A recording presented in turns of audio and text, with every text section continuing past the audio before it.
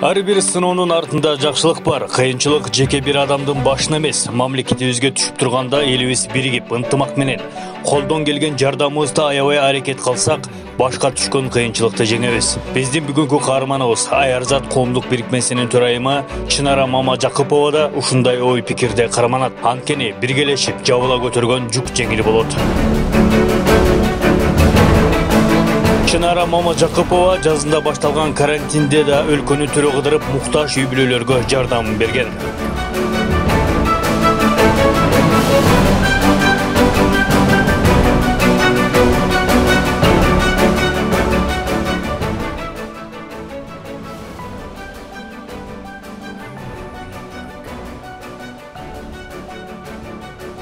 Чынара Мамажаковна чоң терең ыраазычылыгымды билдирет.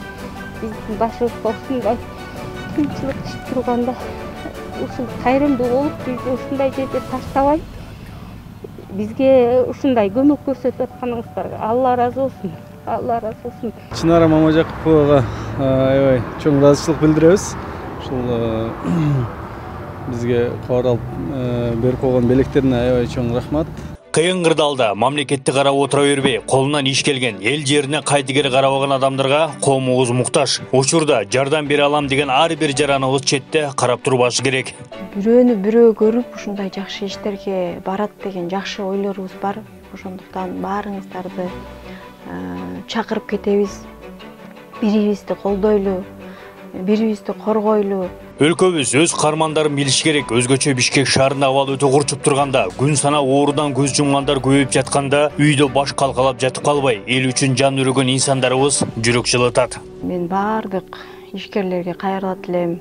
Келгиле, кол сунайлы.